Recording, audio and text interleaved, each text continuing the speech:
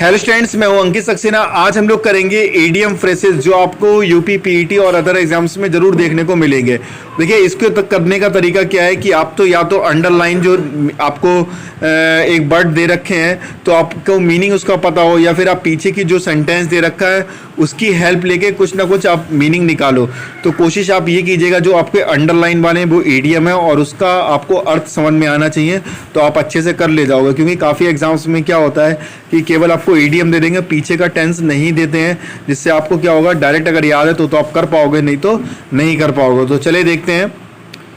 दे रखा है कि put a spoke in a wheel. देखिए, स्पोक मतलब क्या होता है, तीली, और व्हील मतलब क्या होता है, पहिया। तो मान लीजिए पहिया है और उसमें आपने क्या रख दी, एक तीली रख दी, बीच में क्या रख दी, एक तीली रख दी।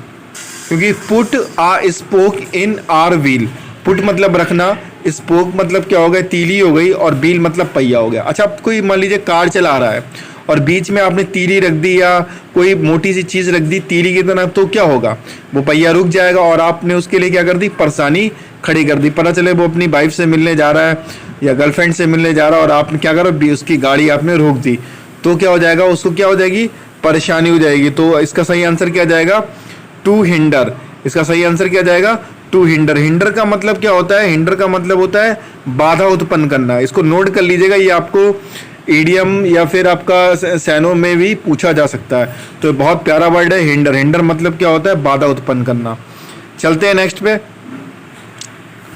दे रखा है कि had an axe to grind, had an axe to grind. अब मान लीजिए आपको मतलब नहीं समझ में आ रहा है तो आप पीछे का जो सेंटेंस दे रखा है आप उसको पढ़ सकते हैं, लेकिन कोशिश कीजिएगा कि आपको जो अंडरलाइन वाला है वही आपको याद हो जाए। देखिए, हैड एन एक्स, एक्स मतलब क्या होता है, कुल्हाड़ी, क्या होता है, कुल्हाड़ी, ठीक है। और ग्राइंड मतलब क्या होता है, ग्राइंड का मतलब होता है कि उसको रगड़ना, ग्राइंड मतलब होता है रगड़ना या चमकाना।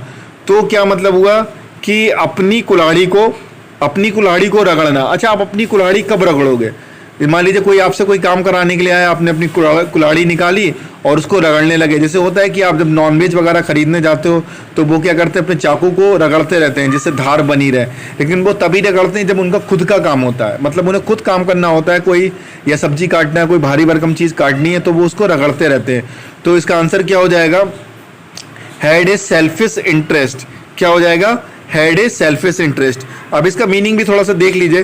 The politicians age find sympathy for the victims indicated that, जो हमारे पॉलिटिशियंस होते हैं, नेता लोग होते हैं, वो विक्टिम मतलब होता है कि जो जिसके ऊपर अपराध किया गया है या जो है वो पीड़ित होता है, विक्टिम का मतलब। और सिंपैथी, उसको क्या दिखाते हैं, वो सिंपैथी दिखाते हैं। लेकिन इसके पीछे भी क्या होता है, एक इंडिकेट करता है, मतलब एक कहीं ना कहीं हम लोग को ये पता लगता है कि वो पॉलिटिशियन जो है वो किसके लिए कर रहे हैं, had an axe to grind, मतलब अपनी कुल्हाड़ी को चमका रहे हैं कि इलेक्शन आएंगे तो हम उनकी हेल्प करेंगे। तो कहीं ना कहीं उनके पीछे एक इंडिकेशन है, मतलब क्या है, कि इशारा है कि भाई तभी वो उसकी हेल्प कर रहे हैं। चलते हैं नेक्स्ट पे। दे रखा है कि Hunt high and low. Hunt मतलब होता है HUNT, एंड मतलब होता है शिकार करना, ऊंचा शिकार करना, और लो मतलब नीचे शिकार करना। तो इसका मतलब क्या होगा कि आप मतलब पूरी कोशिश कर रहे हो कि ऊपर भी चाहे हम शिकार मार लें चाहे नीचे शिकार मार लें। तो देखते हैं कि क्या आंसर बनेगा क्या हमारा। टू डू एवरीथिंग पॉसिबल, मतलब वो काम करना जो एवरीथिंग पॉसिबल, जो कुछ संभव हो सके। To look carefully in every possible place, तो ये भी इसका आंसर हो सकता है, ज़्यादा बेहतर हो जाएगा। एवरी पॉसिबल मतलब आप वो सारे प्रयास कीजिए। To give the worst punishment, worst मतलब होता है बहुत बेकार, किसी को बहुत बुरी सजा देना, तो ये तो नहीं बन रहा है। टू डू बने बेस्ट, अपना मतलब बेस्ट करना, अच्छा करना। तो देखते हैं कि क्या इसका मीनिंग निकलेगा। द इन्वेस्टिगेशन टीम, जो जांच वाली टीम है, हैड टू, उन्हें करना पड़ रहा है, hunt high and low for evidence to prove the women's and innocence, मतलब जो औरत है, इनोसेंस का मतलब क्या होता है, निर्दोष, उस औरत को निर्दोष साबित करने के लिए उन्हें क्या करना पड़ा, हर प्रयास करना पड़ता है। तो इसका सही आंसर क्या जाएगा, इसका सही आंसर जाएगा आपका to look carefully in every possible place, मतलब टू लुक केयरफुली, देखभाल करना या फिर उसकी जांच करना, इन एवरी पॉसिबल प्लेस, जितना संभव हो सके। चलते हैं नेक्स्ट पे। व्हील एंड बो बहुत इंपॉर्टेंट है, बहुत ज़्यादा इंपॉर्टेंट है। तो इसका मतलब होता है सुख और दुख। इसका मतलब डायरेक्ट आप याद कर लीजिए, सुख और दुख। बहुत ज़्यादा एग्जाम में आपको देखने को मिलेगा सुख और दुख। तो इसका आंसर क्या हो जाएगा, जॉय एंड सॉरो। जॉय मतलब खुशी और सॉरो मतलब क्या होता है, दुख होता है। देखिए इसका मीनिंग भी क्या आ रहा है, ही बिलीव्ड इन शेयरिंग, वो विश्वास करता है, शेयरिंग मतलब एक दूसरे को बताने के लिए, व्हील एंड वो अपना दुख और सुख ऑफ हिज फैमिली, अपनी फैमिली को, एज वेल एज फ्रेंड, और साथ ही साथ अपने फ्रेंड्स को। तो ऐसे ही हम लोग को भी होना चाहिए लाइफ में, अपने दुख और सुख अपने फ्रेंड्स को, कम से कम एक फ्रेंड ऐसा तो जो कम से कम आपके दुख को समझ सके, मजाक ना बनाए कि यार तुम तो रोते ही रहते हो, वो ऐसा नहीं होना चाहिए ना। अपनी फैमिली से भी डिस्कस करना चाहिए कि हाँ मुझे ये प्रॉब्लम है, तो क्या होगा, लाइफ थोड़ी सी ईजी हो जाती है। तो चलते हैं नेक्स्ट क्वेश्चन पे, और नेक्स्ट क्वेश्चन है कि had too many irons in the fire. अब इसका देखिए मैं अंडरलाइन का कोशिश करूंगा कि आपको डायरेक्ट आपको याद हो जाए, पीछे का आप सेंटेंस की हेल्प ना लेनी पड़े आपको। तो हैड टू मेनी आयरन्स क्या हुआ, मेनी आयरन्स का मतलब क्या होता है कि ज़्यादा लोहा, इन द फायर, फायर में ज़्यादा लोहा है, ठीक है। तो इसका मतलब ये होता है कि एक समय में आप बहुत ज़्यादा काम कर रहे हो, लोहा बहुत डाल रहे हो फायर में, तो एक हाथ से डाल रहे होगे, दूसरे हाथ से डाल रहे हो, तभी तो डाल पाओगे। तो इसका पहला ऑप्शन क्या है, हैड ए बास्ट नॉलेज।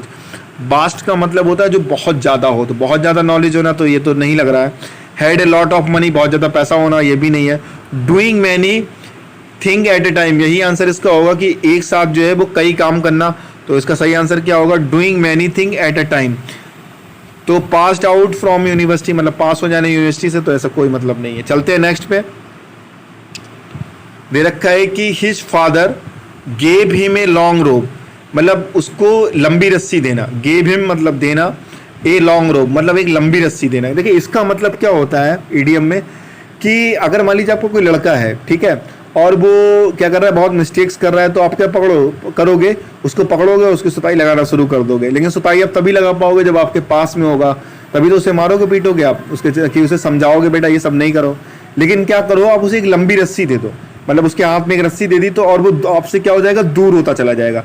तो इसका मतलब क्या हुआ, आप ये बोलोगे उससे कि भैया ऐसा है, तुम अपनी मिस्टेक से सीखो, अपनी गलतियों से सीखो, ठीक है, हम कुछ नहीं करेंगे, तुम गलतियां करो और सीखते रहो। तो इसका मतलब क्या हो जाएगा आपका आंसर, ये कहानी है छोटी सी, आप याद कर लीजिएगा इसको। लेट हिम कमिट मिस्टेक, उसको क्या करना देना, उसको मिस्टेक्स करने देना, जिससे क्या होगा, वो अपने एक्सपीरियंस से सीखेगा। दे भी रखा है आपका, देखिए his father gave him a long rope so that he could learn from his experience and take better decision for himself, मतलब क्या हो, वो अपनी मिस्टेक्स से सीखे और एक बेहतर डिसीजन ले पाए अपने लिए। तो ध्यान रखिएगा, किसी को आप अगर रोप दे रहे हो तो क्या है, उसको छूट दे रहे हो कि आप जाओ भैया मिस्टेक्स करो, सीखो। चलते हैं नेक्स्ट में। द फार्मर हैड टू, देखिए अच्छा इसका अंडरलाइन वाला पढ़ते हैं। डैड ब्रोक, डैड मतलब क्या होता है, मर जाना, ठीक है, और ब्रोक मतलब क्या हो जाता है, टूट जाना। अब देखो टूट जाना है और मर जाना है, तो बहुत बुरी स्थिति होना कि आप टूट भी गए हो और मर भी गए। तो भाई मर गए हो तो या तो पूरे खत्म हो जाओ, टूट रहे हो तो कहते नहीं कि यार बस घुट घुट के जी रहे हैं, तो बस वही हाल है इनका।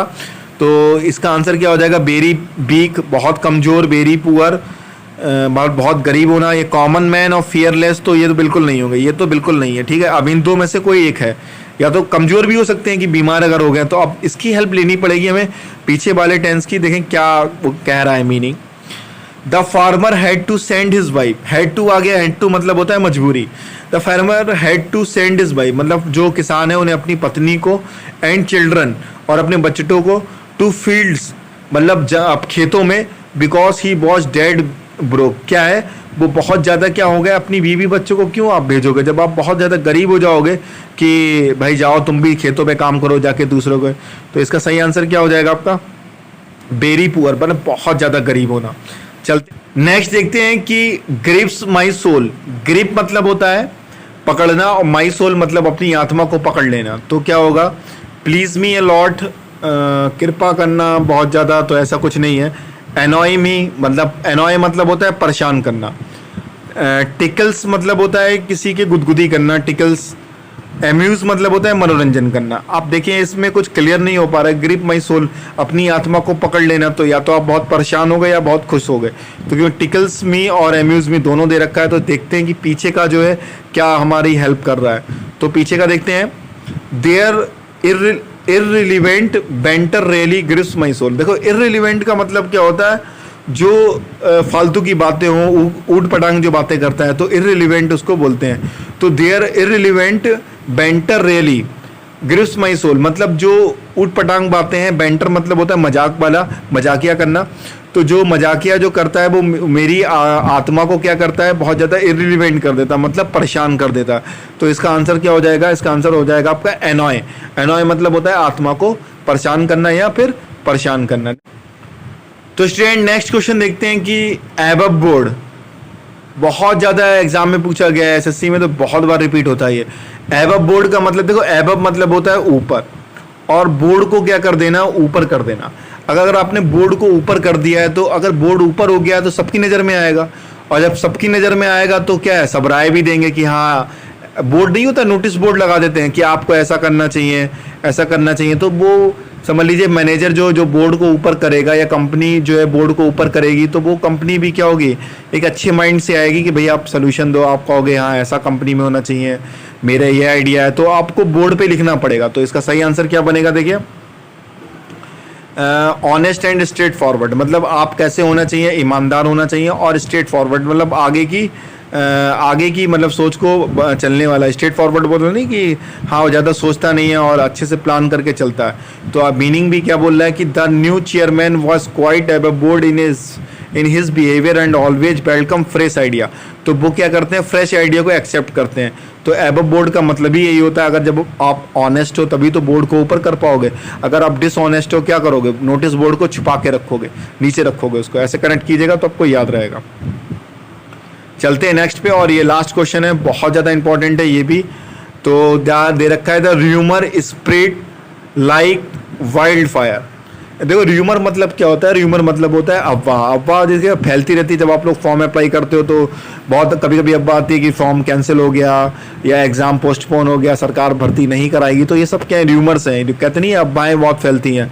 द र्यूमर स्प्रेड, स्प्रेड मतलब होता है फैलना, लाइक मतलब जैसे, वाइल्ड फायर, वाइल्ड मतलब होता है जंगल, और फायर मतलब आग, जैसे नहीं होता जंगल में आग फैलती है, तो ऐसे ही नेगेटिव चीज़ें बहुत जल्दी फैल जाती है। जैसे नहीं होता है कि अगर आपके मोहल्ले में किसी का अफेयर चल रहा है तो बहुत जल्दी वो चीज़ स्प्रेड हो जाएगी, फैल जाएगी कि हाँ भैया उनका अफेयर उससे चल रहा है, बहुत ज़्यादा जल्दी से हो जाता है। तो स्प्रेड स्लोली नहीं, स्लोली तो होगा नहीं, स्प्रेड क्विकली हाँ ये हो सकता है, लेकिन आगे देखते हैं। स्प्रेड डेंजरसली मतलब खतरनाक, ये तो बिल्कुल नहीं होगा। स्प्रेड लाइक फायर, देखिए मैं आपको एक ट्रिक बता रहा हूँ, अगर आपका ईडीएम में जो वर्ड है और जो आपके ऑप्शन में, वो तो बिल्कुल नहीं होगा, कभी नहीं होगा।